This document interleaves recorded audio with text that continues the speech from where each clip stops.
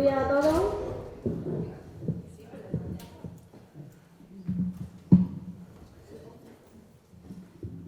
Comenzamos con el tercer día de la cuarta jornada de Art Brut.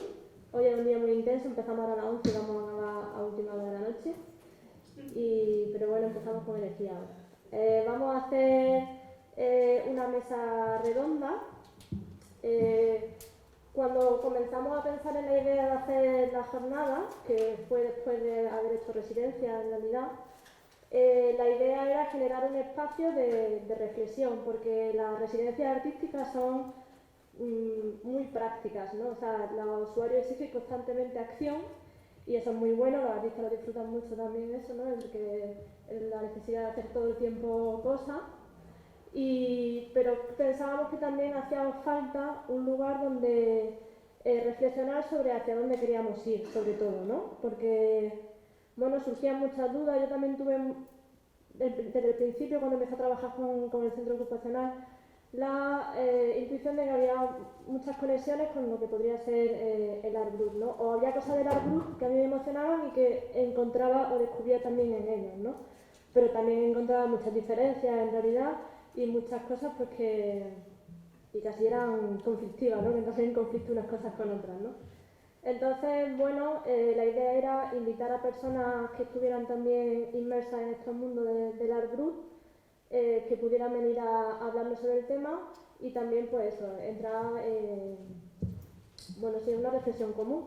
Pero claro, el tema de las conferencias, que están muy bien, a veces no dejan espacio para intercambiar pensamientos, porque, bueno, pues se escucha la conferencia de 2 horas, aunque luego hagamos una rueda de preguntas, siempre es un poco cortante y ya está uno agotado, ¿no? Demasiada información para las cabezas. Entonces, bueno, pues pensamos, bueno, el año pasado recuerdo hablando con Ángel Cajías, que está aquí también, y con Víctor, ¿no? Que nos decían, bueno, la posibilidad de hacer estos espacios de encuentro, porque también se da el caso de que conforme van pasando los años, al final se va creando casi una comunidad, que eso está muy bien también, porque aparte de los expertos que están en la mesa, o los conferenciantes que vienen a la mesa, luego en el público tenemos artistas de presidentes de 3 años distintos, de 2018, de 2020, de 2021 y de 2022. Tenemos a ponentes de otros años, están las monitoras, está el concejal de cultura, el técnico de cultura, usuarios, todas las personas implicadas, ¿no? Entonces, pues está bien tener un espacio donde podamos simplemente hablar sobre esto. Entonces, creo que todos los que estamos aquí estuvimos ayer. Entonces, las presentaciones, creo que, bueno, Víctor es el único a quien no presenté porque ayer no dio conferencia. Víctor es profesor de Bellas Artes en la Universidad de Granada y, bueno, en realidad creo que fue la primera persona que me habló de Art Brut y como él contagia mucho su pasión y su amor, porque es como muy verdadero en realidad, pues sembró una semilla que ahí está, ¿no? Entonces, bueno, pues me gusta siempre contar con él porque, bueno, al final es como que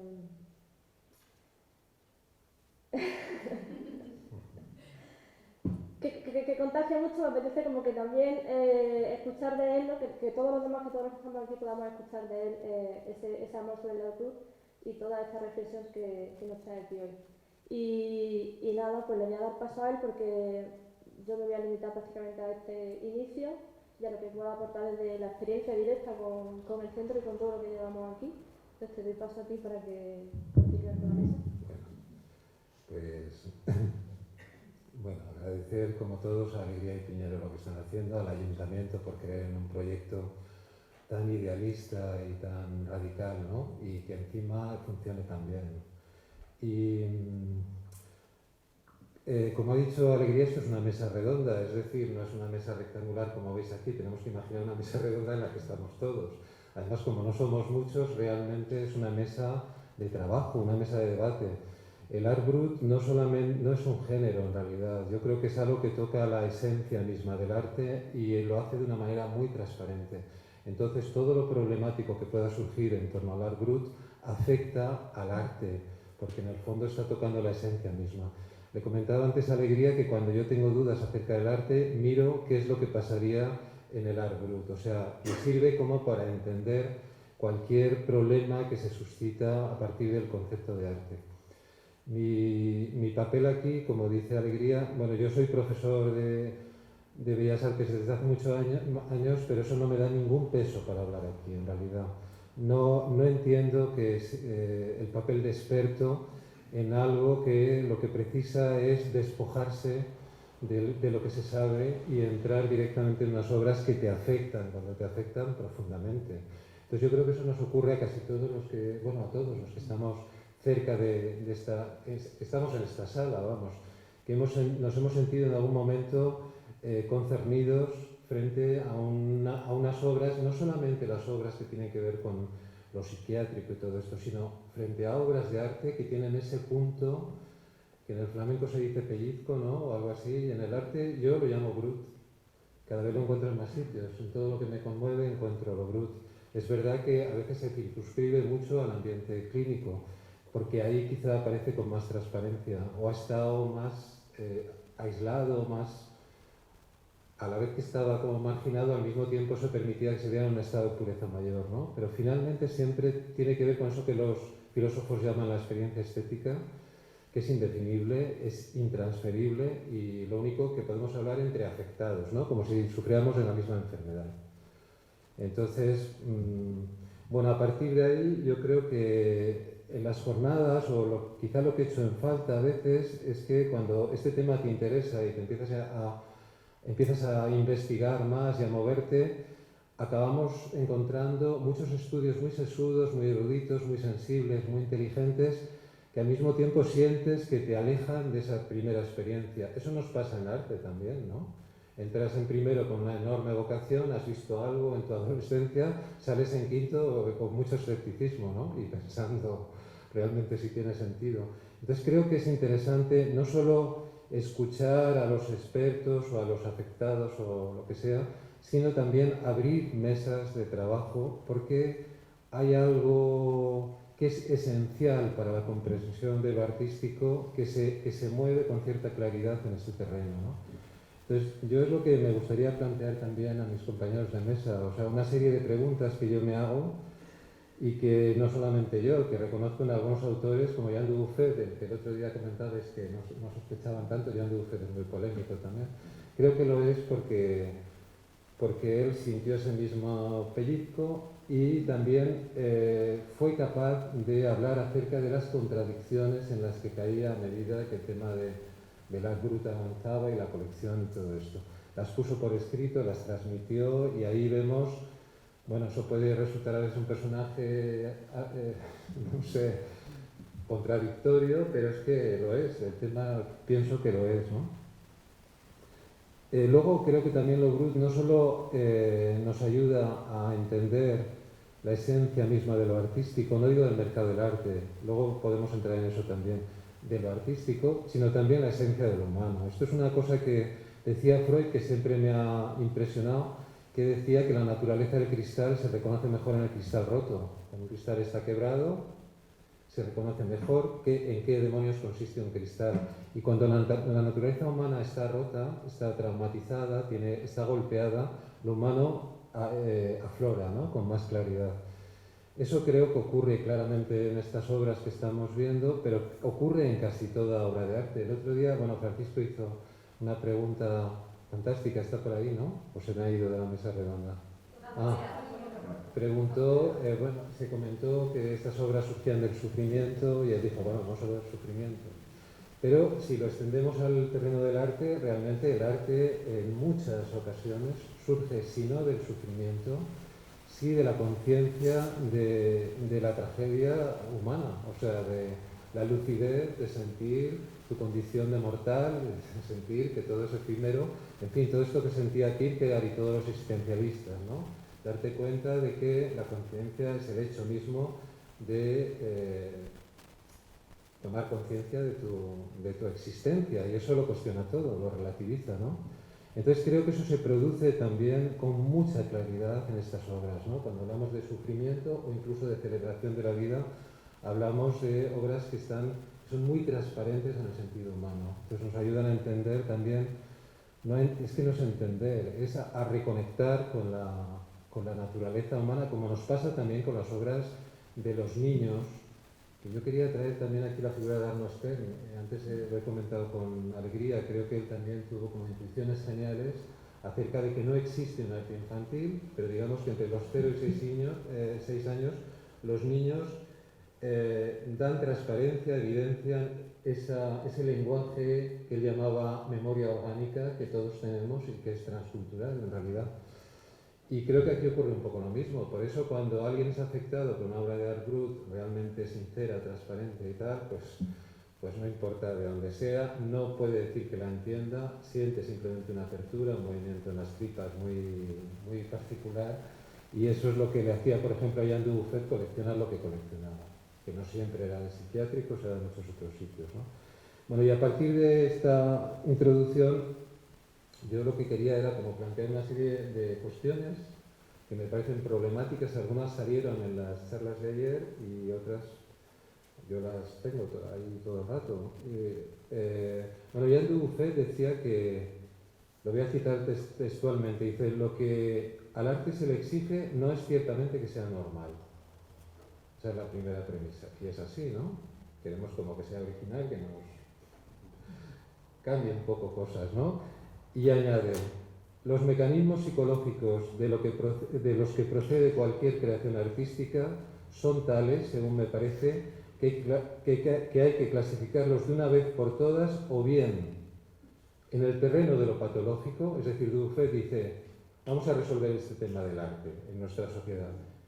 O el arte es una patología, ya que se sale de lo normal, es decir, el arte es psicopático, que es lo que, por ejemplo, Jung hace analizando la obra de Picasso y de James Joyce como artistas psicopáticos. No sé si conocéis este ensayo, es muy curioso. O sea, coge su obra como síntoma de una psicopatología en estos dos autores, que es una posibilidad real.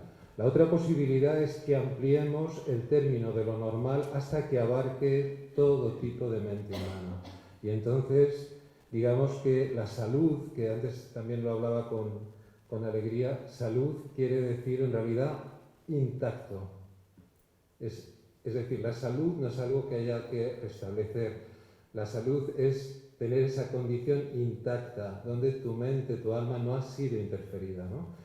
Entonces, lo que dice Dubuffet es, en el caso de que ampliemos lo que significa normalidad, es decir, todo aquello que no es patológico, deberíamos incluir todo lo existente, porque todo lo que existe es saludable. Y en ese caso, la psicología, la psiquiatría, no sería tanto el intento de enmendar o devolver la salud, como el intento de comprender lo humano en toda su diversidad, ¿no? Pero son dos situaciones radicales que yo las pongo sobre la mesa. No sé, esta era mi primera cuestión, que me parece, si es algo que tenemos que aislar, afecta también a todo lo que llamamos fenómeno artístico, y si es algo que no hay que aislar, entonces vamos a darle la absoluta normalidad, ¿no?, que tiene por ser un hecho humano. No sé qué pensáis. Sí, bueno, cuando has hablado esto de normalidad, he recordado una conversación que teníamos hace poco en el que yo le proponía a Pilar que abriéramos un programa que se llamara La normalidad es el problema. Yo creo que lo que hay que es problematizar la idea de normalidad. Y al hilo de esto, ya entrando en una cosa como historia del arte y un poco pedante, pero que podría tener que ver, es la idea de universalidad. Es decir, yo creo que hay un proyecto moderno, digamos que es el de la universalidad del arte, que termina siendo neocolonial, porque lo que transmites es una tradición cultural que quieres imponer a todos los lados como valor universal. Y sin embargo, lo que hace precisamente todas estas formas de arte outsider es buscar eso que decías tú, esa especie de transversalidad, ¿no?, universal en todos, que no está ligada a un canon cultural, sino a una condición humana.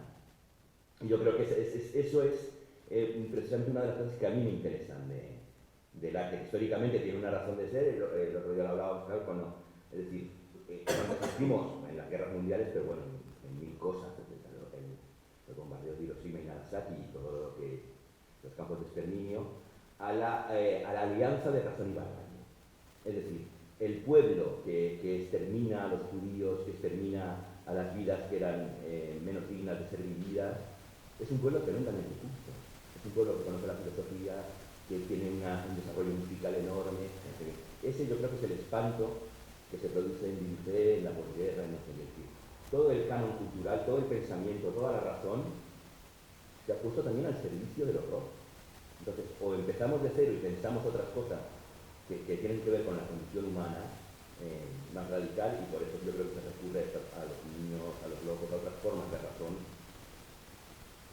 Por eso yo el otro día he hablado de razón humilde. Entonces, o estamos perdidos, es decir, porque ya sabemos que el proyecto moderno está vinculado al colonialismo, al horror, al exterminio, y creo que es la gran potencia que tiene lo que estamos defendiendo aquí, el interés por formas de arte que ponen en cuestión la normalidad y los cánones, y que lo que buscan es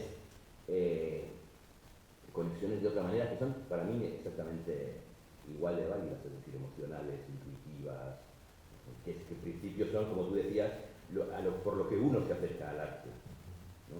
Luego viene el pensamiento, la razón, lo analítico, y empiezan a entrarte dudas sobre el sentido. Pero a mí, por ejemplo, las experiencias que tuvimos en lugar común, o es decir, lo que he conocido a través de Pilar y de arte, me hace pensar, y lo que veo aquí que ocurre, es que esa crisis que he tenido siempre sobre el sentido del lenguaje del arte, o sobre qué sentido tiene esto, las galerías, el mercado, qué tiene que ver con la vida, o de repente ves que funciona, que es un lenguaje del arte contemporáneo que puede ser útil para todos, que puede abrir, que no es un lenguaje precisamente excluyente, que es en lo que parece que trabaja un poco la contemporaneidad, ¿no? Es ser cada vez más excluyente en el lenguaje, y no.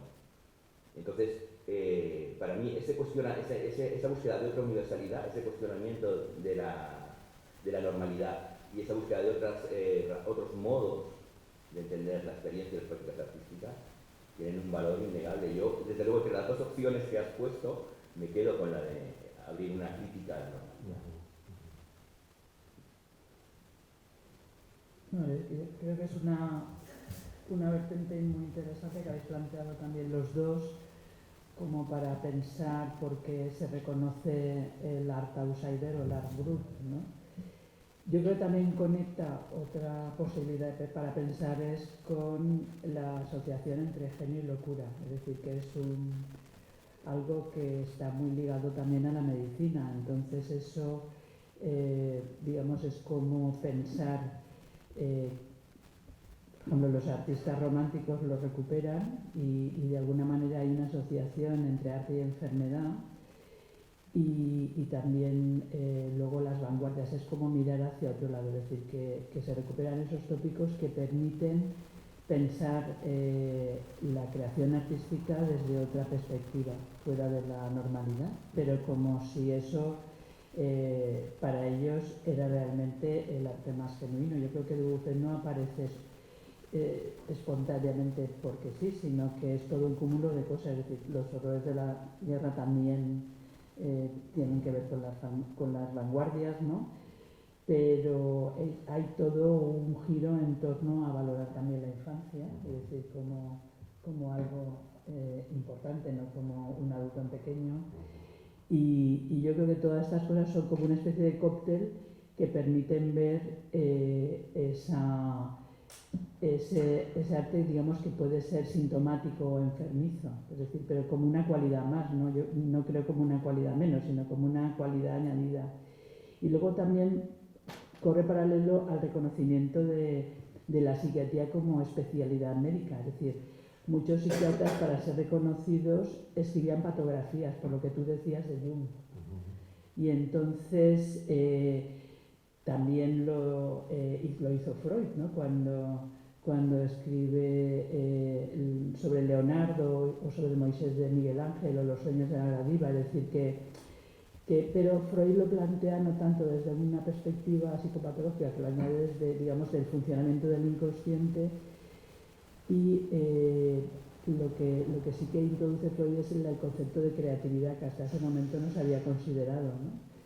Entonces, yo creo que por un lado está la medicina ahí haciendo todo un empuje para hablar de esa asociación entre genio y locura, el reconocimiento de la disciplina, y luego las vanguardias artísticas que, como estábamos comentando antes, es decir, si Max Scherz y Breton eran médicos, es decir, eso también le facilitó la entrada, en el caso de Max Scherz, como comentabas tú antes, a los hospitales, ¿no? Y reconocer la creación dentro de los manicomios y sacarla de ahí para conectarlas con la vanguardia. Es decir, que es como una especie de cóctel maravilloso para mí, por mi parte, ¿no?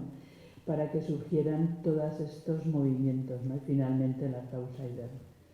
Entonces yo creo que es una coincidencia finalmente feliz, es decir, con mucho sufrimiento entre medio, ¿no? Por la exposición de arte degenerado, por todas estas cuestiones que han surgido, pero por otro lado es un hallazgo fundamental. Es decir, ahora en estos momentos es difícil establecer una línea que separe el arte contemporáneo del art outsider. Es decir, muchos artistas contemporáneos que no son outsiders crean como si fueran artistas outsiders y son los que a mí más me gustan. Es decir, que son los que más me atraen y eso en la documenta de este año lo hemos visto. Es decir, que de alguna manera es exponer lo más brut, lo más crudo, lo más genuino, yo creo que está formando parte ya de la creación, es decir, de la creación contemporánea, o sea, sin lugar a dudas.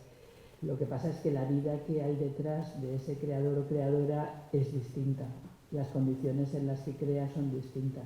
Yo creo que también esa es una diferencia relevante, que yo en estos momentos tengo una persona en el taller que yo creo que es una artista outsider que crea en su habitación y que la tiene llena de cosas y que viene a enseñármelas, no crea en el taller nuestro del centro de salud, sino que crea en su habitación. Y la diferencia con otros creadores es sus dificultades precisamente para vender su obra. Es decir, porque además ella es muy crítica con el mercado, con las condiciones en las que estamos viviendo, y entonces lo que tiene dificultades es precisamente para poder, ella crea por necesidad y no puede hacer ninguna otra cosa, y su creación podría ser su fuente de ingresos, pero tiene más dificultades que otras personas precisamente por sus características, es decir, para hacer esta, digamos, vida social, ¿no? Es decir, en la que nos movemos y en las que somos capaces de exponernos y de hablar con un galerista o hablar con un posible comprador, ¿no?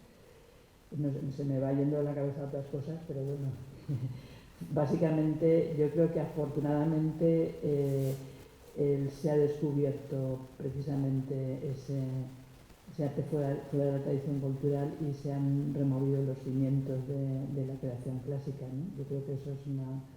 Y de una manera o de otra todos han ido influyendo para que estemos hoy aquí y para que haya muchas personas interesadas en ese tipo de creación especial, ¿no? Que conecta, como tú decías, también con el alma, ¿no? Entonces yo creo que esos...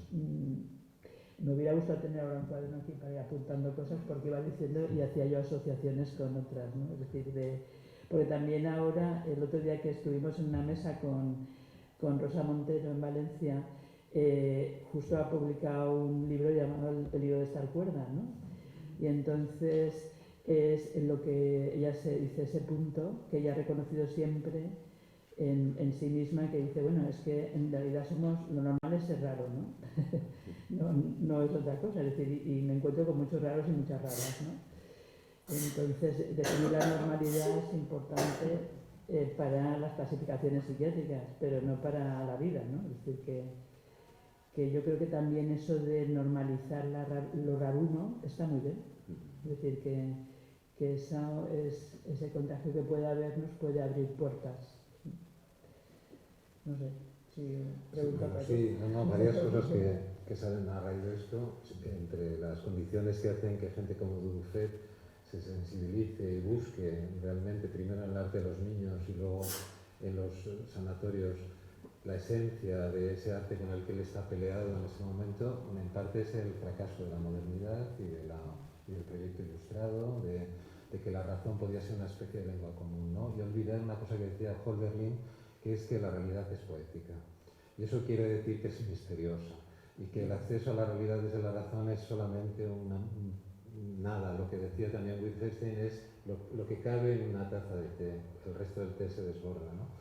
Entonces, de repente, el sentir que había un abismo en realidad que no habíamos tenido en cuenta sí lo habíamos tenido en cuenta en las obras de arte. O sea, yo creo que esto, en el fondo, o sea, los descubrimientos de Buffet, dadaístas, surrealistas y todo eso, su interés, está en el fondo de todo impulso poético. O sea, lo vamos a reconocer continuamente en los artistas del pasado también como algo que se revela y que construye desde un sitio distinto.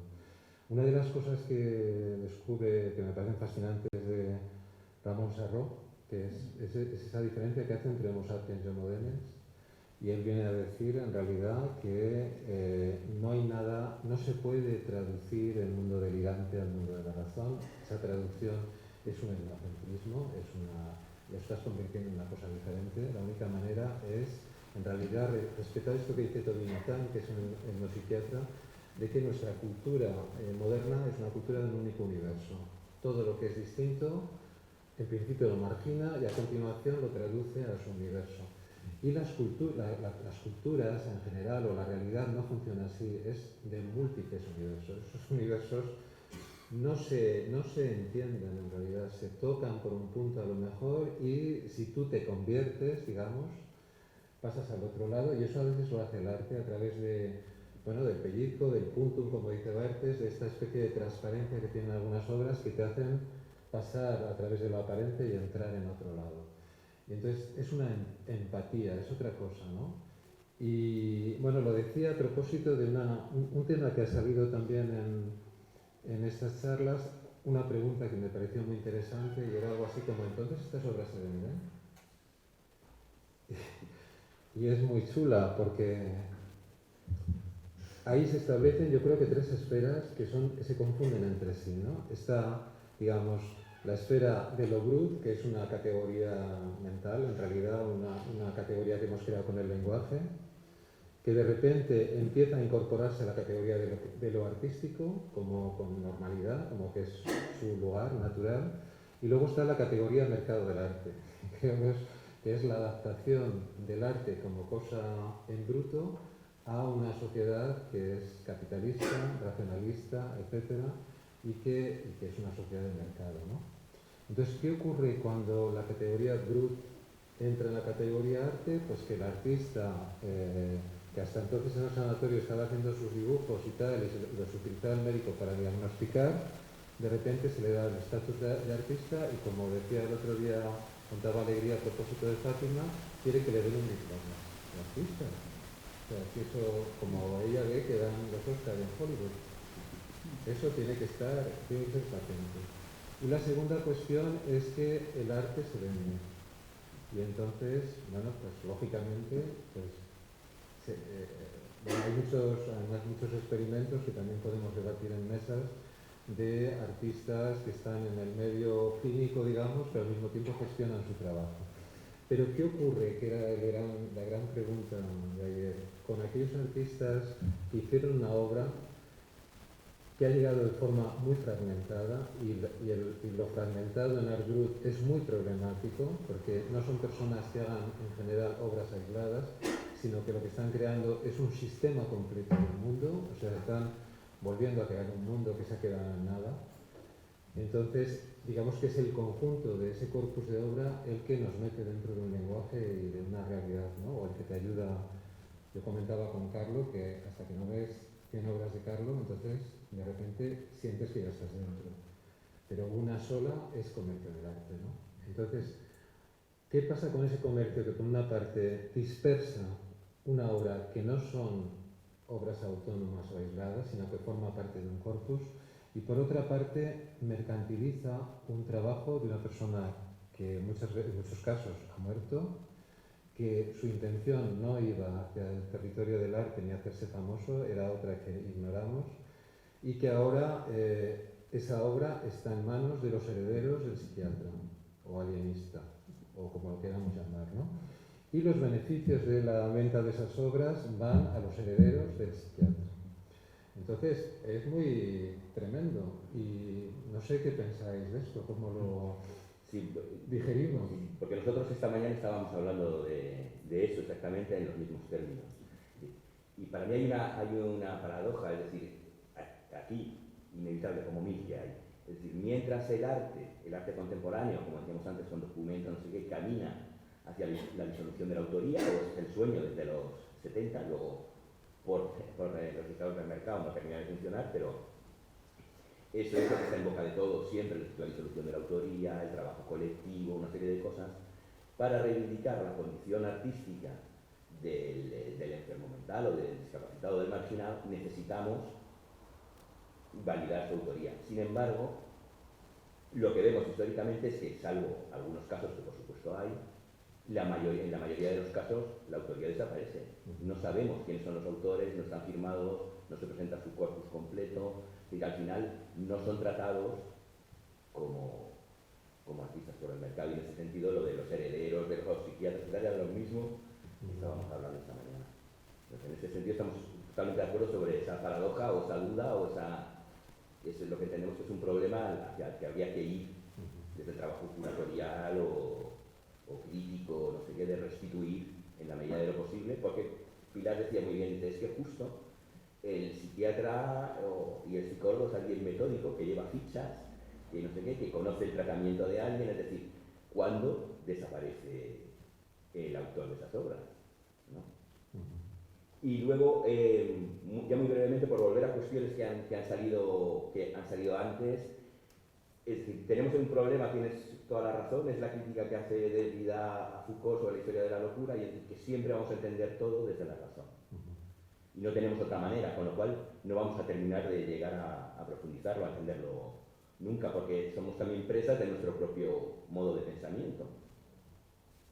Y eso por una parte. Por otra, luego, una especie de sospecha hacia las patobiografías y tal, que también expresa muy bien Blanchot o Castilla del Pino, es decir, que hay un riesgo, es decir, que no sabemos exactamente tampoco el ponerle un nombre a las patologías de Nietzsche si nos aclara más o menos si hablo Zaratruza o lo que sea. Es decir, que en mi opinión la mayoría de estas asociaciones, biografía y patología, y genio y locura, tienden a reducir la interpretación de la obra y además a atribuirles un carácter biográfico que no siempre tienen. Es decir, uno puede describir un campo de manzanas que no ha visto nunca, o la relación de la obra no habla siempre del autor. Eso es uno de los olvidos. El otro es que también toda interpretación estaría hecha desde las propias patologías del autor. Es decir, que el autor es dueño de su tiempo y también tiene sus pasiones, sus odios, sus sentimientos, y el intérprete, digamos, ¿no? El psiquiatra, el psicólogo, el biógrafo. Y parece que ellos estén libres, hablan desde un lugar desde el que pueden hablar de las patologías del otro, pero las suyas parece que no estarían nunca presentes en ese escrito, cuando estás hablando de un escrito, de una obra de arte que tendría que ser necesariamente reflejo de una situación.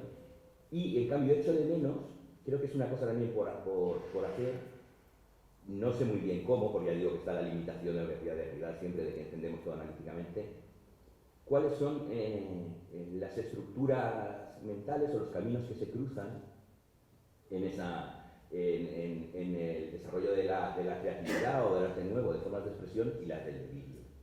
Es decir, no sé si lo fragmentario, lo incompleto, mil nombres que podamos llamarle, ese es el análisis un poco que yo creo que ha faltado siempre. Es decir, cómo se cruzan, o en qué momento se cruzan el pensamiento delirante y la innovación, ¿no? en el lenguaje artístico. Y ya lo cierro. Y el otro riesgo que encuentro en lo de la biografía y la asociación de genio y locura, y no sé qué, es que creo que en vez de ser inclusivas, son exclusivas para los dos. Es decir, el loco es raro y el artista es raro también, y todos están en el margen de la sociedad. Y creo que ahí se quedan un poco. Es como una sensación que tengo yo desde cuando lees estas biografías que justifican de una manera romántica el estar en las afueras y no se preguntan por los límites de la sociedad en ese sentido. Es decir, y son más exclusivas en un sentido de excluir, ¿no?, que inclusivas. Esas son esas 3 o 4 cosas que criticaría a cómo se ha ido desarrollando siempre la relación entre genio y locura.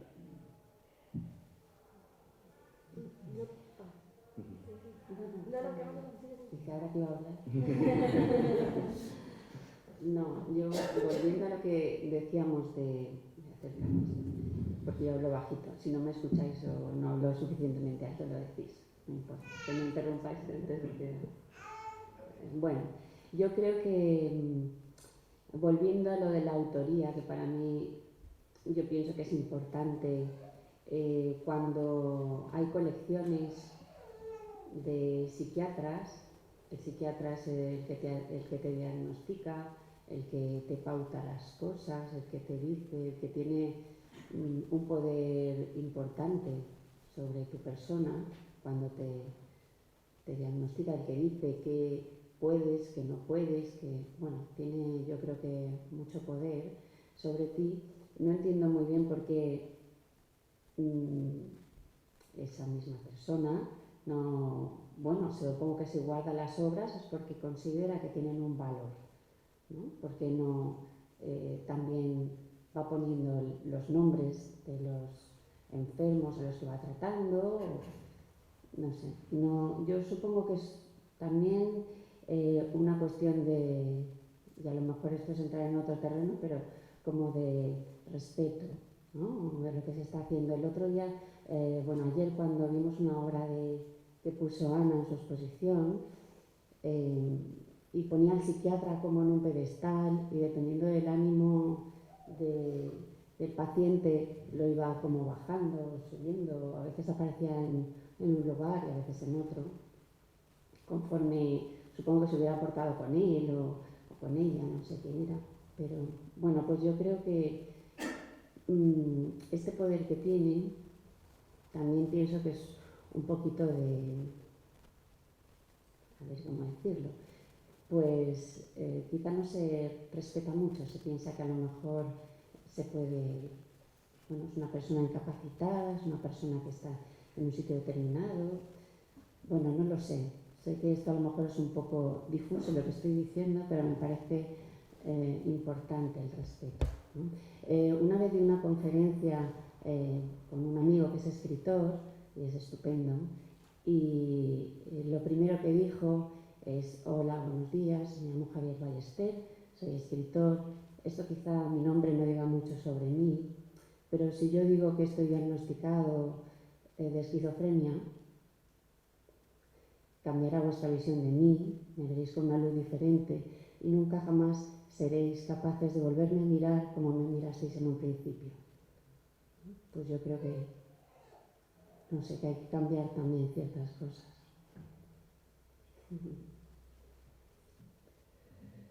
Yo creo que los psiquiatras no son todos iguales, igual que los esquizofrénicos no son todos iguales, ni una sola.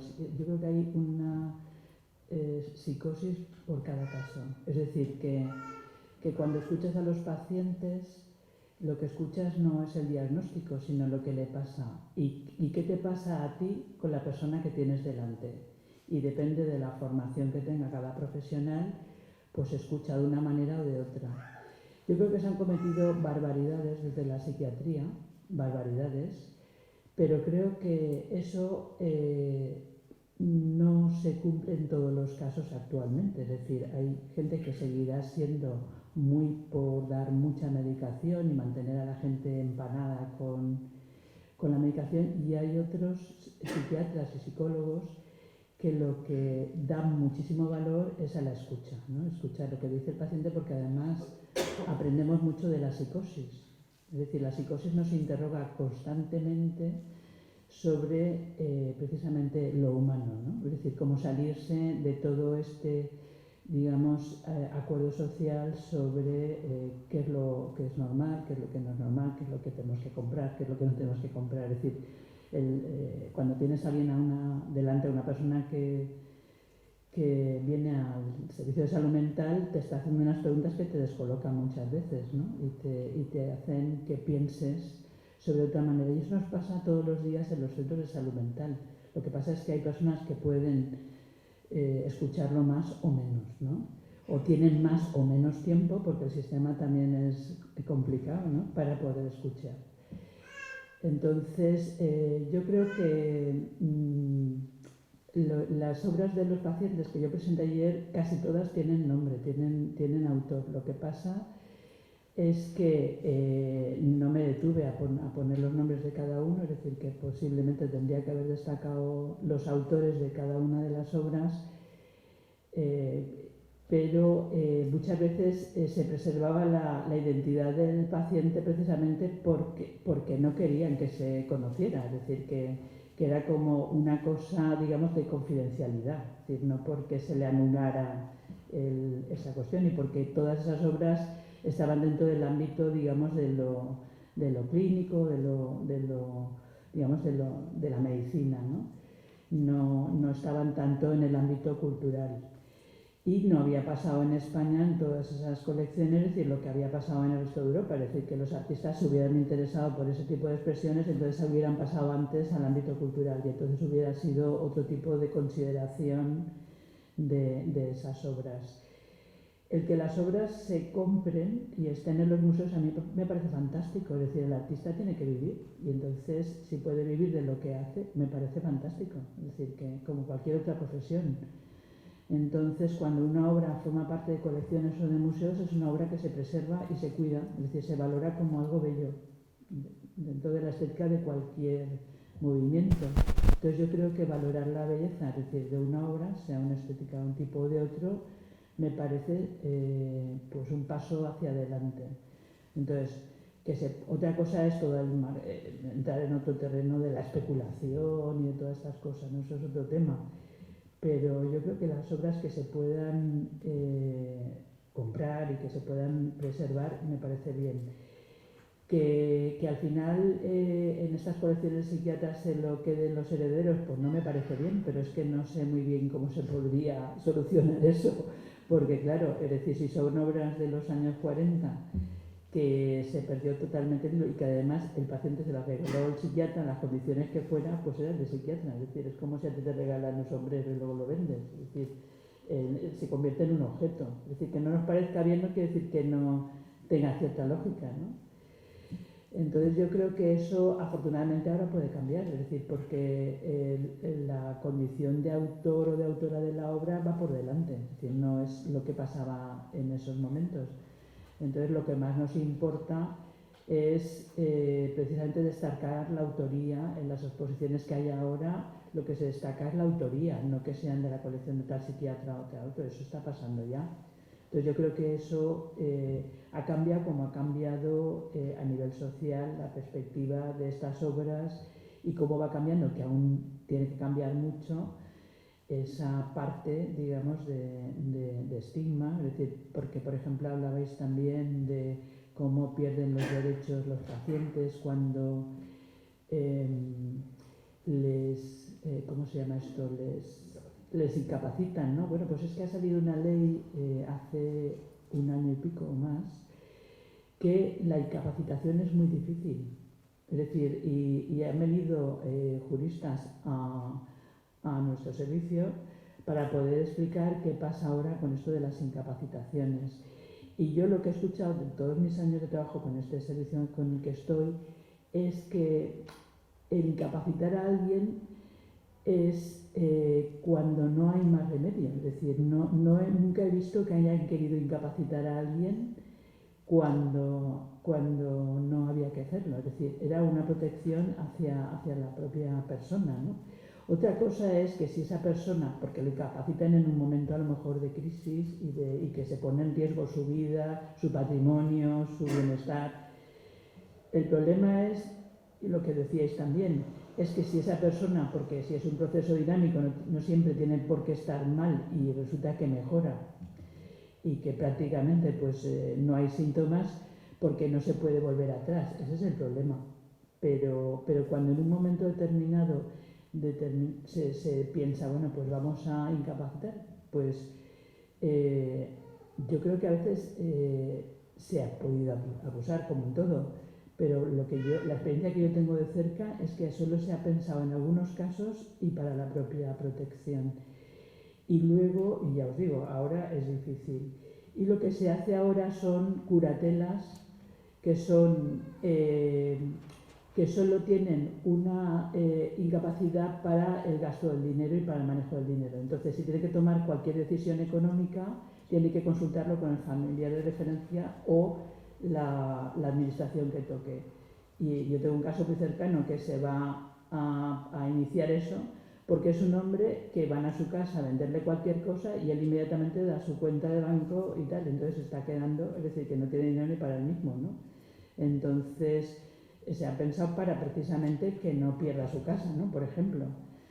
Entonces yo creo que hay cosas que hay que entenderlas en cada contexto y entender, digamos, todo ese proceso. Y lo que tú decías, volviendo al principio, sobre la obra fragmentaria, creo que tiene razón. Es decir, es importante, por ejemplo, lo de Wolfli, que hay obra en muchos museos de Art Outsider, pero sí que hay una colección, la de Morgenthaler, en un sitio, entonces se puede ver todo el proceso, es decir, que es, pero como también las obras de otros artistas, ¿no? Es decir, que cuando ves todo el desarrollo es cuando puedes ver, es decir, toda la elaboración que ha hecho esa persona, por ejemplo, del delirio, ¿no?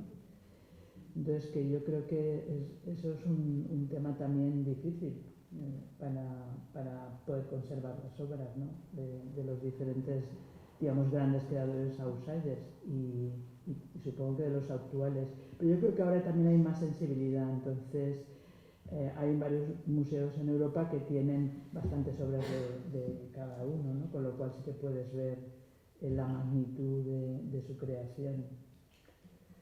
Bueno, sigo preguntando por qué. Yo creo que el tema del mercado del arte da vértigo siempre. Yo creo que a los artistas nos da mucho vértigo pensar en el mercado del arte en sí mismo.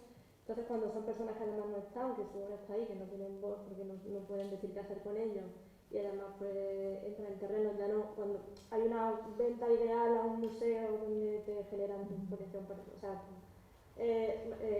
preservan tu obra, ¿no? Y la exponen de manera tal, pero luego está la otra venta que es la particular, la que no llega a donde llega, donde muchas veces se compra pues sin un interés de preservar, sino simplemente por especulación, por capricho, por todo ese tipo de cosas que son tan, que no queremos saber de eso un poco, ¿no? Que se queda como fuera y que es precisamente lo que no nos interesa.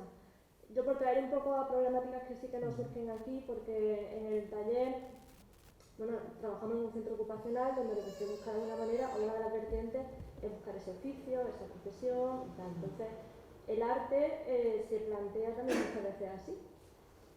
O se aspira en cierto modo a ese tipo de cosas, sobre todo pienso en Fátima, ¿no? Que es una persona que tiene un proyecto artístico formado, que va el camino de esa profesionalización y da vértigo también, da vértigo porque a los que venimos un poco de fuera, a los artistas, cuando llegamos al centro, a mí me parece a veces un espacio ideal porque ellos tienen el tiempo, tienen la libertad, no están pensando en que tengan que vender porque en ese momento no tienen que vivir de eso, y eso es como que te libera de una manera increíble. Pero por otro lado también está todas esas cuestiones que se ponen en la mesa en el centro sobre, bueno, pues la autoestima, el sentirte dentro de una profesión, el por qué la obra de ellos se va a vender y la mía no, porque bueno, la pregunta que hacía María Isabel ayer en realidad iba hacia se tendrán que vender porque son tan maravillosas que seguro que las quiere comprar todo el mundo. En realidad su planteamiento era eso, sobre cómo el valor de la obra también tiene que ver con un valor de mercado, que esas son cosas que también no nos gusta pensar en eso directamente, ¿no? Y entonces la residencia y todo viene con el centro, casi que está bien como poder plantearte esas burbujas, ¿no? Donde no se está pensando en ese tipo de cosas, sino en crear y con libertad y sin ese tipo de preocupaciones. Pero bueno, siempre hay un conflicto en el centro también, ¿eh? En ese tema de cómo le das difusión a la obra, cómo entra en circuito, pero sin divertirte, incluso cómo se generan esas uniones, ¿no? De esas artistas que vienen ya con una trayectoria, con una idea de profesión que le tenemos ya como muy inculcada al centro, y cómo se generan esas conexiones sin pervertir eso tampoco, esa libertad que hay en el centro, ¿no? Yo creo que es que me ha venido un recuerdo de una paciente. Nosotros en el centro de salud lo tenemos llenos de obras de las personas que vienen a los talleres. Y entonces una mujer esquizofrénica que con un nivel cultural también muy bajo, que procedía de un medio rural desfavorecido, empezó a pintar en el taller y tenía muchísima gracia porque ella quería pintar, le gustaban una serie de artistas que había visto. Yo tengo pues revistas de arte contemporáneo, entonces las miran, y quería pintar cuadros de Degas. Y entonces empieza y ella decía que no le salían bien y a mí me parecían fantásticos, ¿no? Es decir, todo lo que ella decía que era un error, yo decía, pero si es una maravilla lo que estás haciendo, es decir, tu cuadro es un original, es decir, te fijas en alguien, pero has creado un original. Y me parecía fantástico. Y aquella que no, pero bueno, seguía viniendo y seguía pintando. Entonces los colocamos en el pasillo del centro de salud y va y al poco lo roban. Alguien vino y se lo llevó. Y entonces y yo dije, ahora veremos cómo se lo digo a Amparo, ¿no? Esto de que han robado su y tal. Y cuando se lo dije se puso súper contenta. Porque pensó, bueno, pues es que son buenos, ¿no? Porque si alguien los ha robado. Entonces yo lo pienso también como si se venden, ¿no? Es decir, que estamos en una sociedad que es así. Es decir, si algo se puede comprar es porque vale, ¿no? Es decir, o si algo es capaz de venderlo es porque vale. Es decir, que eso no lo podemos sacar completamente. Es decir, no vivimos en Marte. Entonces, que el devolver esa imagen y esa sorpresa de ella, y a partir de ahí se animó más a pintar y todo eso, ¿no? Me parece que es también una idea menos paternalista de esa persona, sino sí que tú formas parte de lo que formamos todos, es decir, y entonces pues tu obra vale porque también hay alguien que la desea y la quiere comprar, es decir, como estamos, es decir, que otra cosa es un poco encontrar ese equilibrio, ¿no? Entre la avaricia del mercado y el valor de la obra, ¿no? Pero yo creo que es como decir, bueno, pues si tu obra vale... Ahora Fátima justo acaba de vender un par de dibujos, son 2 dibujos preparativos de un proyecto mucho más grande, ¿no? Que es el cuadro de dibujo. Y claro, decíamos, ¿qué hacemos? ¿Quieres vender los dibujos o no quieres venderlos? Y dice, bueno, los vendemos. Los vendemos, yo vuelvo a hacer otra vez esos 2 dibujos y con ese dinero pues podemos producir la gran obra del Bosco que es lo que quiero hacer. Pues claro, si es que es que encontrar como el equilibrio, ¿no? De todo ese tipo de cosas. Sí, lo que pasa es que, fíjate, tú hablas de esa burbuja creativa, ¿no? Que te permite una libertad absoluta y una no dependencia del dinero y del mercado, con la que yo creo que en el fondo soñamos todos los artistas, aunque satisfaga vender. Y eso es cierto que el mercado tiene también una cara oscura, es decir, que te condiciona, que te da miedo para introducir cambios en tu propia manera de hacer si en algún momento ha funcionado. Es decir, todos sabemos que el mercado también limita, ¿no? O genera unas tensiones determinadas en las ambiciones creativas o en el sueño creativo de cada uno. Y por eso hablaba de la paradoja de antes, de que mientras hay, digamos, una manera de hacer crítica en los artistas del presente que tiende a la definición de la autoría, al trabajo colectivo, a no sé qué, y aquí se empieza a reivindicar como lo otro, la inserción en el mercado, el autoría, no sé qué, no podría ser al revés. Es decir, ¿cómo podríamos hacer, que es mi pregunta, para aprender del arte o de la creación que no necesita de eso? Aunque luego, por supuesto, sea muy gratificante y sea útil y sea una manera de integrarles en la vida, porque es el mundo en el que vivimos, como bien dices, el mundo del mercado. Obviamente, esa profesionalización, pero es decir, yo lo formulo como preguntas y como caminos hacia ahí. Es decir, ¿no soñamos de alguna manera también todos con esa libertad del aficionado? Con esa cosa de no tener ninguna condición. Yo tengo un amigo, Chisco Mensu, artista, que es un gran artista que tiene obra en el Reina Sofía, en el IVA, Montevideo, y me decía hace unos años, con 58, dice, por fin me empiezo a sentir libre. Hasta ahora ha estado como preso de su propio estilo, de sus referencias, de no sé qué, dice, ahora, con 58 años, empiezo a hacer lo que quiero hacer, siento que no tengo ningún condicionamiento. Lo que quiero decir es que, bueno, como el mercado, digo el éxito, digo los compañeros, digo todas las estructuras profesionales, condicionan de una manera también bárbara y a veces pueden ser motores y a veces pueden ser castrantes. ¿Y cuánto podríamos entonces aprender de esa otra forma de hacer, ¿no? De esa libertad, de esa otra, porque por eso estamos aquí un poco reivindicando la Rudú, que como decía Dubuffet, es todo aquel hecho sin la formación, sin los condicionamientos, es decir, con una supuesta libertad tampoco siempre va a ser absoluta, ¿no?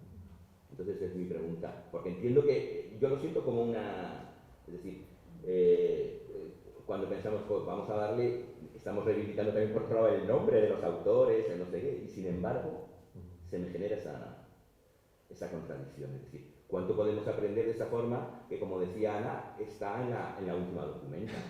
En creaciones colectivas, en obras que no tienen un discurso que las hile y que necesitamos tanto. Es decir, necesitamos tanto en el mundo del arte saber esto de qué va, porque tenemos miedo además de enfrentarnos a la visión pura y el cara a cara con las imágenes y que nos dicen o con las obras. Necesitamos leer antes, necesitamos tener una formación, estamos mucho más seguros cuando tenemos un marco de interpretación reducido y necesitamos leer una cartela y nos reverenciamos ante la cartela y vamos mucho más tranquilos, y de repente hay otra manera de hacer. ¿Realmente queremos o debemos llevarla hacia ahí? Yo me sitúo en las dos partes, es decir, es un proceso de dignificación. Bueno, un eje de la residencia artística es la coautoría y el trabajo colaborativo. No solamente hacia los usuarios, sino porque los artistas trabajan en colaboración. Lo que surge es coautoría, al final siempre, ¿no? Entonces, bueno. La autoría es un tema de mercado, es una marca, ¿eh? O sea, que ahí se valora la autoría para que justamente estas obras entren en el mercado. Pero si aspiramos, como tú dices, a la posibilidad no solo de aprender otra vez lo genuino del arte, sino también cómo el arte se incorpora a la sociedad como un saber invisible, como una investigación seria y profunda y como otra forma de pensamiento, podemos aspirar justamente a que esos mecanismos se vayan cayendo o vayan yendo a su sitio. Una vez escuchaba una entrevista de John Margarit, el poeta que murió hace poco. Estaba en una terraza de un bar frente a una mesa redonda, así, de estas de bar, y decía: en el arte tú te puedes mover dentro de la mesa y te va a ir bien. Dentro de la mesa, porque es el arte, digamos, reconocido, está en el mercado, se paga por él, se sabe que esa obra va a funcionar. Y ahí podríamos incluir, por ejemplo, el art brut reconocido, es decir, cuando el ladrón roba una obra porque sabe que tiene valor y ya no es una obra marginal, está dentro de la mesa. Dice, ahora bien, si tú eres un creador serio, si estás realmente investigando, te mueves en los márgenes de la mesa, siempre con el riesgo de caer. Dice, ¿cuál es el secreto de moverse en los márgenes? No tener miedo al ridículo. Es decir, Margarit habla de que la creación siempre se produce en el límite del ridículo, es decir, en el límite de ser absolutamente incomprendido. Hay un autor que casi se ha olvidado y que para mí fue magnífico, era pianista y psicólogo, Eren Zweig, que escribió un libro que es El orden oculto del arte y psicoanálisis del arte también, donde él siempre sostiene la idea de que existe una Gestalt llama superficial, que es todo aquello que la cultura nos ha mediado y nos ha enseñado a admitir. Damos por bueno, lo entendemos, nos deja tranquilos. Por ejemplo, todo lo que estaba en los museos en la época de Picasso o Matisse cuando hacían sus cosas. Sin embargo, Picasso y Matisse estaban en el borde de la mesa, eran incómodos, incomprendidos, se caían, eran ridículos. Hasta que dejan de serlo porque digamos que la sociedad admite esa investigación, empieza a conocer sus invisibles y ya están dentro de la mesa. Entonces empiezan a ser cotizados, entran en el mercado y todo esto. Creo que con el art brut ocurre algo parecido. De repente los estudiantes de arte están imitando a los maestros brut, pero quizás están quedando dentro de la mesa. O sea, tenemos, en este momento yo siento que busco ese pellizco de lo brut donde no hay brut. Tengo que buscar debajo de las piedras, en otros lugares, porque sigue existiendo, pero sigue existiendo siempre que me pone en riesgo, que me pone en una situación de no entender y sin embargo ser llamado a algo. Entonces creo que en general entra en el mercado o el mercado hace que esté dentro de la mesa por intereses aquello que ya ha sido asimilado, está mediatizado, tenemos cartelas, como dices, podemos entrar en la obra. Y respecto a eso también quería sacar un tema también que es la mediación, no solamente en art brut, sino en arte en general. Los catálogos, por ejemplo, de los artistas están escritos por otras personas, escritores, críticos, filósofos, que generalmente nos desvían de la cuestión. Barthes lo dice muy bien con el studium. El studium no te da la experiencia estética, pero te retiene frente a la imagen. Entonces, su función es un poco retener frente a la imagen. Lo he sentido también en el libro cuando lo anunciabais, ¿no? digamos que el núcleo del libro, que es la entrevista con Elsa, queda arropado por terceros. Como ella decía en algún momento, ni incapacitan ni son terceros los que hablan. Esos terceros son personas de una enorme autoridad cultural, pero que nos alejan de la cuestión del centro o la arropan tanto que pueden llegar a ocultarlo. Entonces también ahí pienso, y lo digo también como profesor, que hablo de Nat Brut en mis clases y le decía a Alegría que a veces digo me voy a callar, no voy a decir nada, que lo descubran ellos. Porque es de alguna manera como si hubieras descubierto, no sé, un punto de vista desde el que se divisa un paisaje maravilloso y hicieras una carretera para llegar ahí, para que todo el mundo pueda verlo, pero ya no lo ven, porque se han perdido ese recorrido, ¿no? Entonces, creo que la mediación cultural es muy complicada, realmente complicada en esto. No sé cómo lo veo, o sea, que de alguna manera mata la gallina de los huevos de oro, especialmente con la mente occidental que es tan dada a definir, a concretar, a objetivizar, ¿no? Me alegra mucho que digas eso, porque sí, no, es cierto, es que hay como un auge de la mediación en todas las instituciones Sí. y es muy difícil ser crítico con ella. Es decir, yo lo soy. Hay una frase muy bonita, es que no recuerdo el autor, pero es un teórico del 18 francés que dice: hay una sombra que arroja luz sobre este cuadro. Y si tú mueves las cosas para que esa sombra desaparezca, desaparece esa luz. Entonces, yo creo, no sé cómo podría hacerse esa mediación, pero a veces me parece que te están dictando una interpretación de las cosas y están limitando el encuentro con lo que nos dicen las imágenes, con todo, es decir, y el dejarnos ir con nuestro propio bagaje, de alguna manera. Yo en ese sentido sí que soy... tampoco me gusta el problema de la mediación, precisamente porque lo que quiero es ver las cosas directamente. Como palabra, es cierto que ya me resulta chirriante, aunque es cierto que luego los programas tienen gente con una vocación estupenda y hacen cosas interesantísimas y de repente son capaces de hacer una visita guiada de otra manera o proponer cosas que entran dentro de la creación. Yo creo que hay una cosa que Inarte hace muy bien, o a mí me gusta, o también es una de las cosas que me aproximo, y es entender que el acceso al arte puede ser no solo como espectador, sino como productor también. Es decir, y que ese es un paso, que es lo que de alguna manera hacéis vosotros en los centros, es decir, que conocer la obra, la manera de conocer a lo mejor la obra de un artista es hacer una obra con ese modo, con esa manera y producirla hasta el final. En los talleres de Inarte lo hacen siempre así, es decir, se va cada uno con una obra y se sorprende de haber hecho algo al modo de no sé quién. Y eso me parece que es una manera más directa de comprender, de enfrentarte, por lo menos de una manera creativa y productiva, ¿no? Que no sea solo, que no digo que sea malo ser espectador, yo sobre todo soy un espectador del arte y del mundo, pero me parece que esa es una buena línea, es decir, invitar a la gente a la producción, a través de una obra darle su propia voz, que eso es lo que siempre existe en arte. Y creo que es una manera en la que paradójicamente la mediación ha ido disolviendo eso. Siempre es, aunque sea creativamente, pero dictar una interpretación o convertir, si acaso, en el mejor de los casos, convertir esa visita en una experiencia, lo cual tampoco está mal, ¿no? Pero creo que deberíamos confiar en una manera de mirar un poco, lo dice Chevrier muy bien, Jean-François Chevrier, de una manera alucinada. Es decir, mirar un cuadro, o mirar una imagen, o mirar una pieza hasta que uno alucine. Para Chevrier son los artistas más alucinados los que fundan la modernidad. El que es francés dice no es el impresionismo, donde empiezan las vanguardias empiezan en Goya y en Blake. Y yo creo que esa manera de mirar, un poco de dejarnos llevar, de perder el tiempo en la mirada, es mucho mejor. Y tratar de hacerlo desde cero. No sé cómo se haría, porque es muy fácil.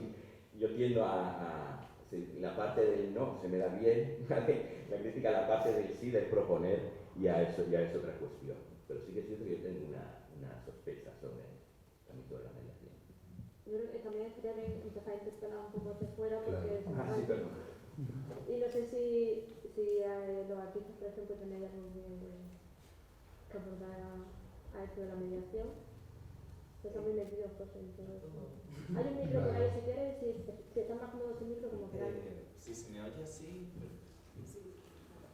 Pues así puedo volver a mi voz de un poco de resaca. No tanto sobre la mediación, pero Ana ha comentado esta imagen de la artista que no crea en el taller, sino en su habitación, en su espacio íntimo, y esta dificultad que tiene para entrar en el mercado del arte y vender. Bueno, que es una experiencia en la que me veo totalmente reflejado. Entonces me ha hecho como escucharos todo el rato pensando en cuántas de estas cosas que estabais hablando, que están relacionadas con el mundo de la psiquiatría, me resonaban con la práctica cotidiana y normalizada de la práctica artística más precarizada y más normalizada. O sea, si lo que necesitamos es entrar en el mercado del arte para ser artistas, bueno, la inmensa mayoría de los artistas que estamos sobreviviendo como podemos, yo no he vendido una obra en mi vida, no, nunca. Es que no sé qué es el mercado del arte, pero me siento muy artista y es bueno, es a lo que me dedico. Y por otro lado pensaba, entonces como escucharos todo el rato desde esta óptica y pensando además en una generación que donde se ha normalizado tanto el consumo de fármacos, la relación con la enfermedad y con el dolor, ¿qué está pasando ahí? Y creo que Nacho has comentado como el psiquiatra normalmente, ¿no?, es una mirada más analítica y hace este ejercicio o tiene unas prácticas que van tanto hacia identificar, a que facilitan tanto el archivo. Y estaba pensando cómo la normalidad de la práctica artística contemporánea ha sido asimilar toda una serie de prácticas de violencia burocrática y un sistema de trabajo por proyectos y por continuas presentaciones y dosieres y de identificar y explicar qué es lo que vas a hacer. O sea, toda esa serie de casi prácticas de autodiagnóstico que normalmente preceden a la propia creación. O sea, es casi como si esas prácticas psiquiátricas se han asumido como necesarias para el artista. Y efectivamente, después de estar hace un par de años en esta residencia, me identifico totalmente con eso que has comentado a la idea de que, claro, es que casi una sensación de envidia. Pero que tenías un mes aquí. O sea, por eso los artistas nos obsesionamos con las residencias. O sea, la residencia es lo mejor, es la forma de crear, es de conseguir pequeñas capsulitas, ¿no? Bueno, no sé hacia dónde voy, pero quería como compartir esto que me estaba produciendo de que tantas cosas que estabais comentando me parece que se están normalizando y asumiendo en una generación atravesada por un sistema que precariza permanentemente. Yo quería comentar que lo de la mediación es acompañar a la creación.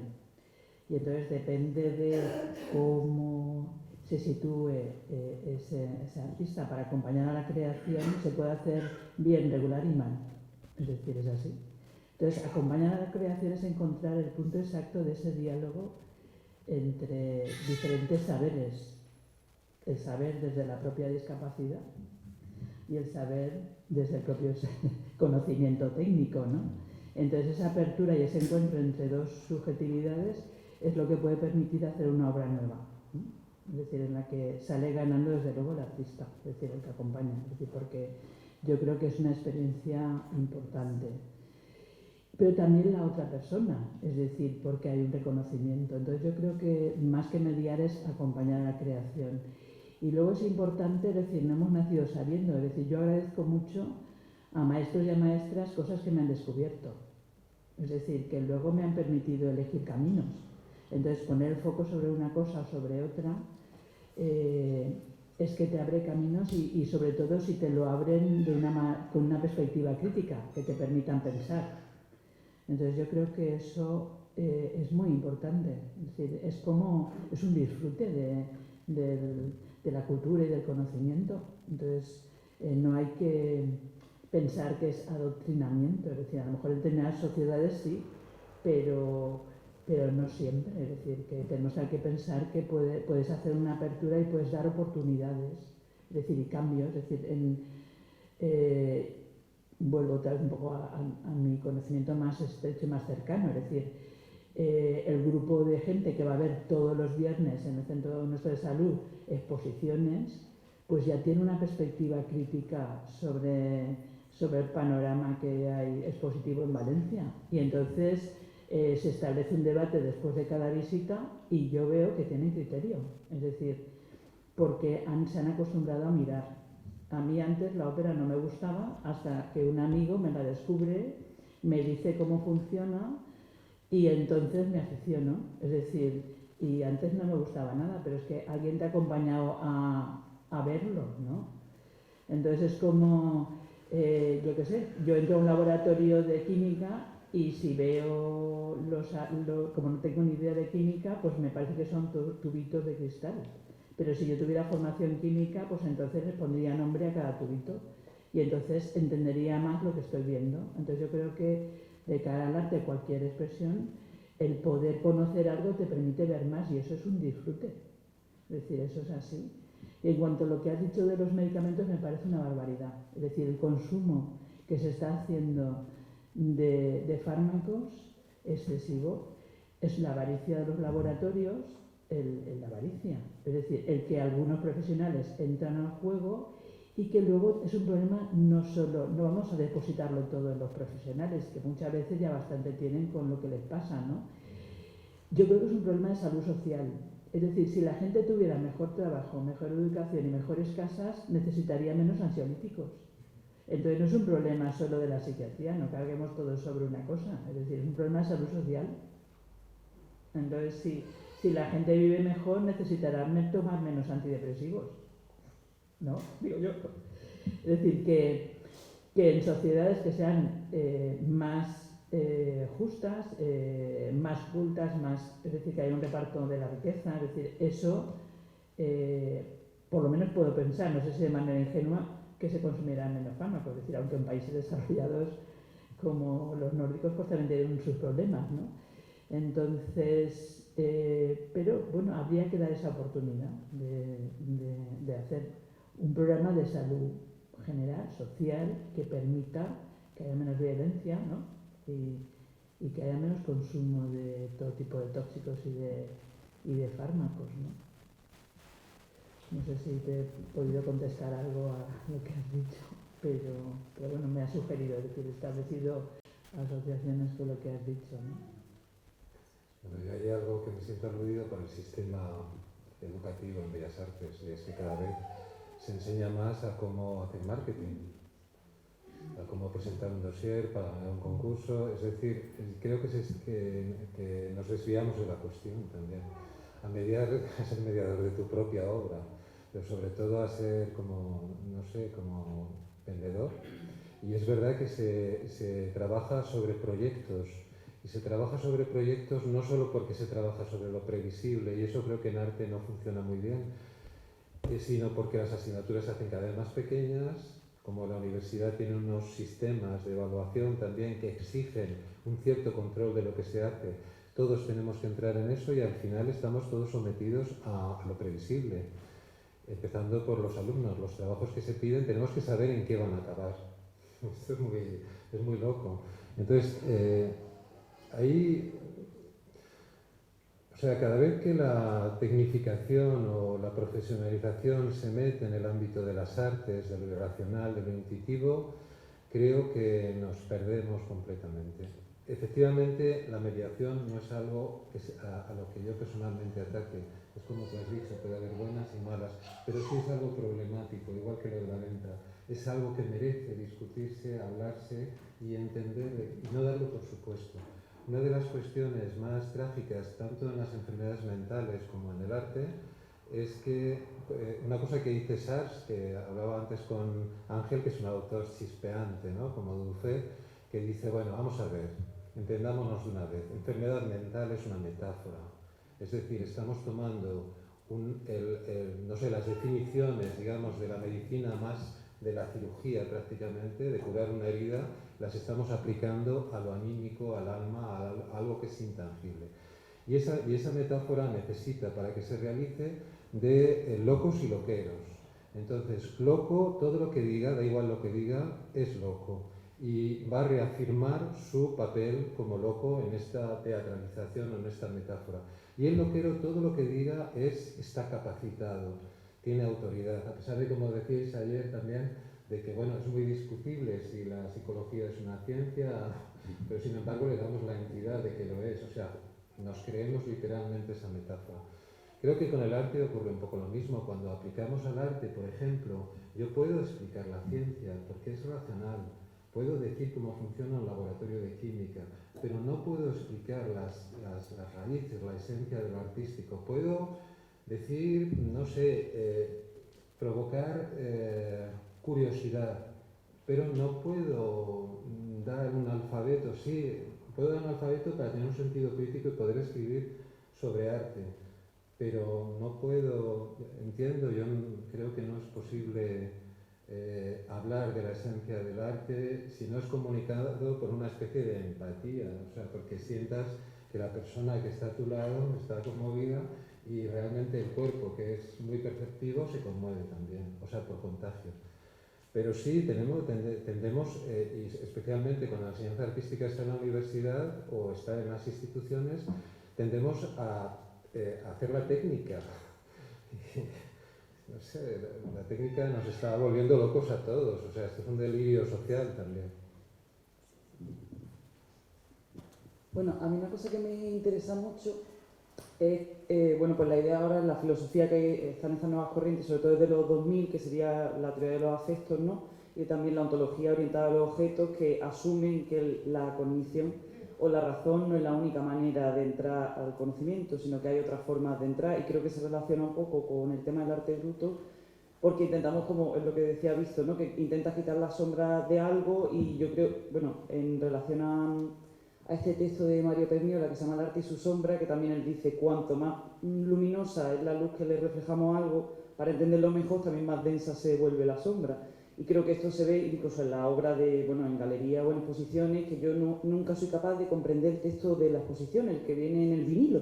Como que lo leo muchas veces y no lo entiendo, porque llega a ser ridículo, ¿no? De quiere ser tan explicativo que a veces a mí me resulta ridículo, pero que no o sea, que lo leo y no lo comprendo. Se produce una situación de ridículo, pero no positivo, sino de que quiero entenderlo tanto que lo hago ilegible, porque no soy capaz de aceptar que quizá hay cosas que voy a entender con el cuerpo o que voy a entender con la emoción, y luego no puedo como estructurarla teóricamente, y entonces parece que son inválidas. Entonces eso es una cosa curiosa que creo que puede también tener relación con el arte bruto, de que hay cosas que están fuera del lenguaje, hay cosas que están fuera de la razón, como comprendemos la razón, luego podríamos entrar a debatir si la razón la componen otras cosas que no se pueden teorizar, ¿no? Pero creo que eso que nosotros también nos exponemos constantemente en nuestros dosieres a ser hipertécnicos, a tener que citar muchísimo, son como ensayos. Cada vez que escribo un dossier, si no tienes 3 o 4 autores y además son de referencia, o sea, yo he llegado a estar en sitios donde me han dicho, ahora lo que se busca es que pongas antropoceno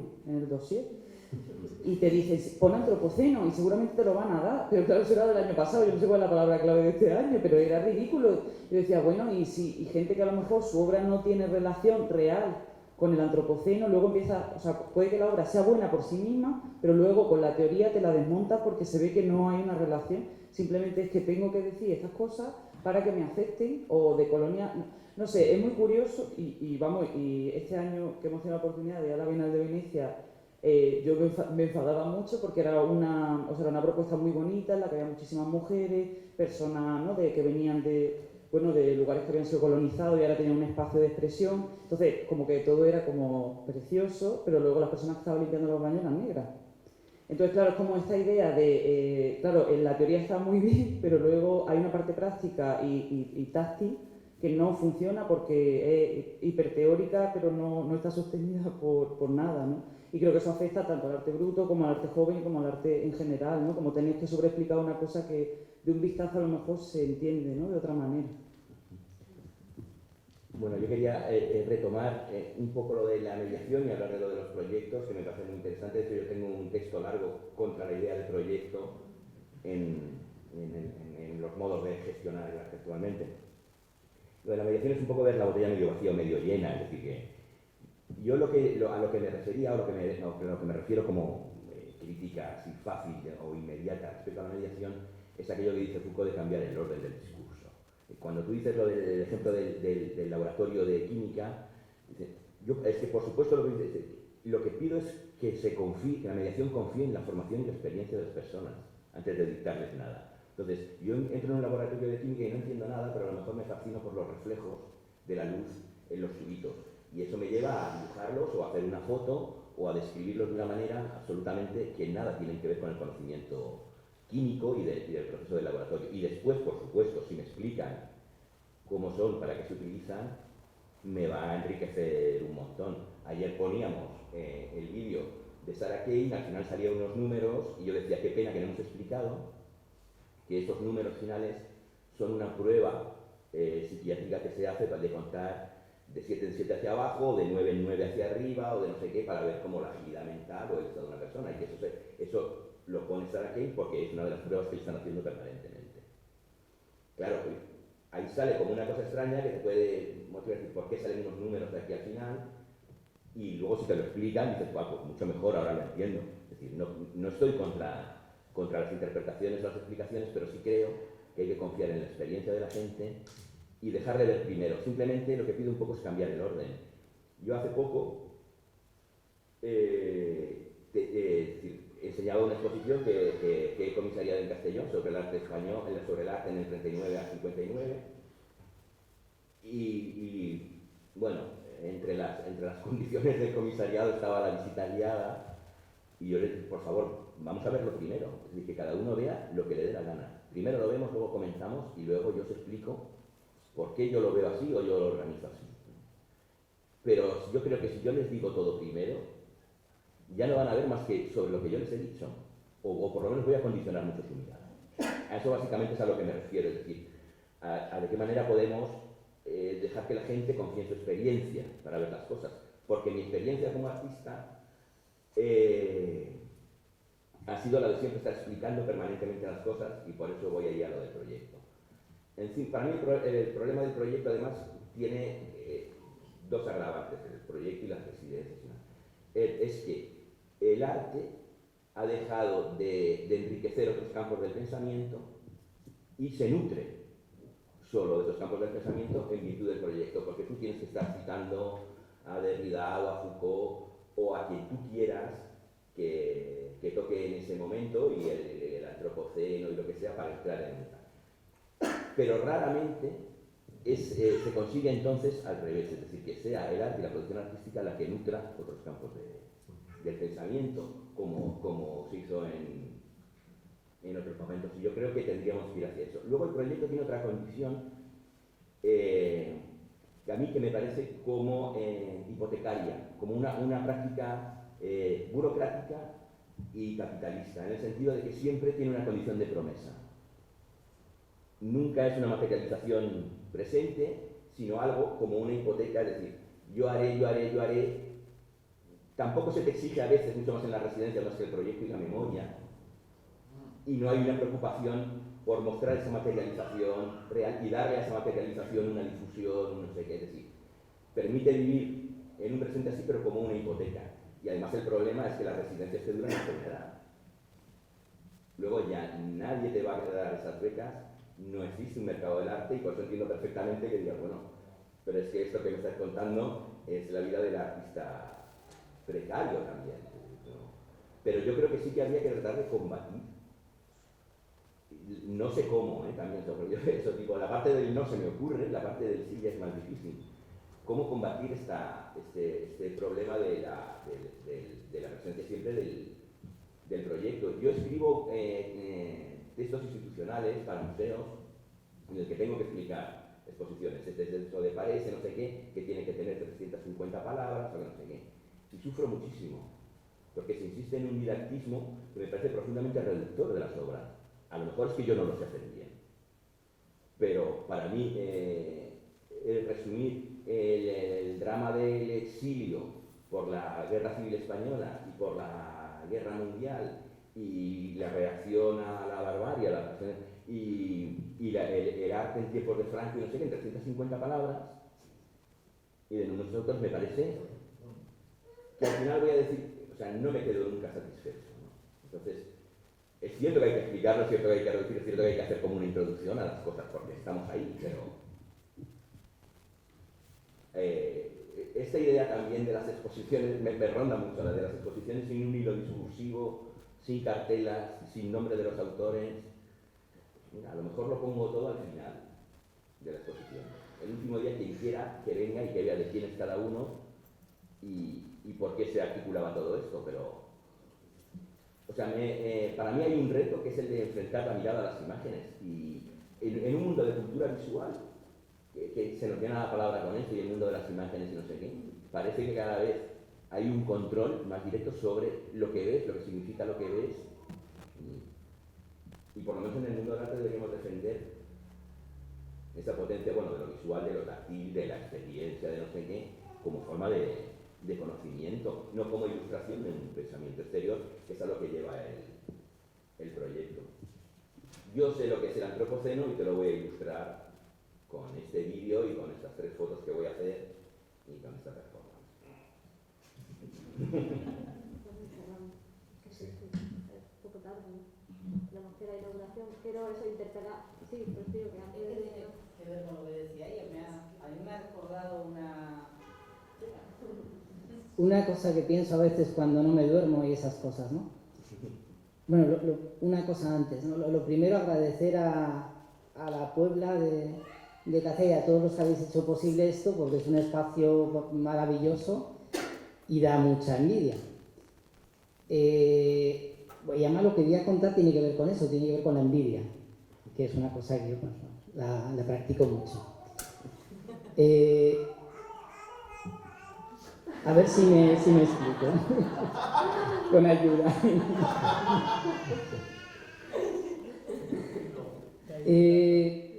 Antes de que, cuando hablaba ella del antropoceno, hablaba de este tipo de cuestiones, hay un momento en el que de repente el art brut es lo que interesa, bueno, todavía no tiene ese nombre siquiera, las vanguardias van a los hospitales, en fin, Prinzhorn, toda la historia de la que habéis hablado, y de alguna manera eso lo hacen porque quieren entrar en un lenguaje que sea mucho más directo, que sea intuitivo, que sea emocional, que sea todo eso que ellos no tienen en ese momento. Y yo tengo la sensación de que eso es algo, un problema que se inicia un poquito antes quizá y donde todavía vivimos y que quizás se esté agravando, que es como un exceso de discurso en el arte. Hay un enorme exceso de discurso ya que no cabe en la sala. Claro, cuando las vanguardias acceden a este tipo de obras donde no hay eso y lo que hay, no quiero decir que no sean racionales, evidentemente también lo son, pero tienen ese vínculo con lo emocional, con lo intuitivo y tal, mucho más directo. Eso les apasiona y intentan seguir por ese rumbo, pero curiosamente lo que provocan es justo lo contrario. Se genera todavía mayor discurso, porque eso no es suyo, es un elemento ajeno del que se apropian. Y cuando hablaba con Ramón, que es un amigo con el que he trabajado mucho y que es un enorme artista y que también padece esquizofrenia, hablando de Dubuffet decía, claro, a él le apasiona toda esta obra y él en su propia trayectoria, de alguna manera, lo que quiere hacer es, bueno, imbuirse de ese espíritu y generar toda esa obra. Ahora bien, decía Ramón, pero es que él no tiene esa conciencia. Es decir, yo esto lo hago, yo soy un artista brut, decía, porque se denomina así, se denomina también artista outsider, porque yo sí tengo esa conciencia. Coño, porque yo estoy loco, que me valga de algo por lo menos, ¿no? Pero es que él no lo está. Es decir, él en realidad es un fraude, pero no es un artista brut. Y por eso me interesó muchísimo también ver ayer el vídeo que mostrabais, el vídeo de Elsa, porque habla de eso, es que eso es lo importante. O lo que dice Ramón, ¿no? Y nosotros somos personas que, por lo menos yo hablo por mí mismo, que tienen cierta envidia de ciertos elementos, sin caer en romanticismos que se han hecho mucho daño también, ¿no? Pero es como que eso está por ahí sobrevolando y a veces lo vemos, a veces no, y a mí sí es algo que sí me preocupa, ¿no? Los protagonistas en este caso no somos nosotros, ni es Buffet tampoco, por grande que sea, ¿no? Y eso a veces lo perdemos de vista y al revés, intentando acercarnos, generamos ese exceso de discurso del que hablábamos, ¿no? Me parece.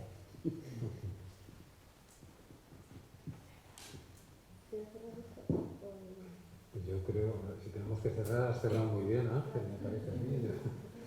Está bien. Nada, muchas gracias. Bueno, ahora vamos a ir al museo, que inauguramos la exposición. Y nada, agradecer a todos por venir, a los ponentes por participar. Creo que me ha gustado mucho la experiencia de la mesa, la verdad es que me gustaría repetir y buscar otro formato de diálogo, porque además creo que son cosas que se compensan, porque salimos de aquí, de toda esta reflexión, y ahora vamos a la parte de acción, a la práctica, a la exposición, a dejar de hablar de terceros sobre cosas, sino que hablan los que están haciendo, hablan la obra y hablan pues esa acción que hemos estado disfrutando durante este tiempo. Entonces, bueno, creo que al final esto es una cuestión de equilibrio, no necesito ni blanco ni negro, son temas conflictivos, entonces está bien ponerlos sobre la mesa y para encontrar ese equilibrio. Yo creo que desde el principio se ha estado hablando aquí de la posibilidad de hacer un museo de Art Brut, por ejemplo. Antes de llegar al museo creo que esto es importantísimo, que entre todas las personas implicadas, además creo que hay un perfil muy diverso que aporta como muchas perspectivas a todo esto, pues bueno, vamos a ver qué es esto del Art Brut, qué relación tiene con las prácticas que estamos realizando aquí, dónde se encuentra, dónde difiere y hacia dónde vamos, ¿no? Pues entonces, no sé, que me parece algo como agradeceros a todos porque al final el objetivo de todo esto era compartir todas estas inquietudes que Piñero y yo tuvimos al llegar al centro y que vemos que hay otras muchas personas con estas inquietudes y al final, bueno, pues compartir el objetivo de todo esto. Así que nada, muchas gracias y nos vemos ahora en el museo.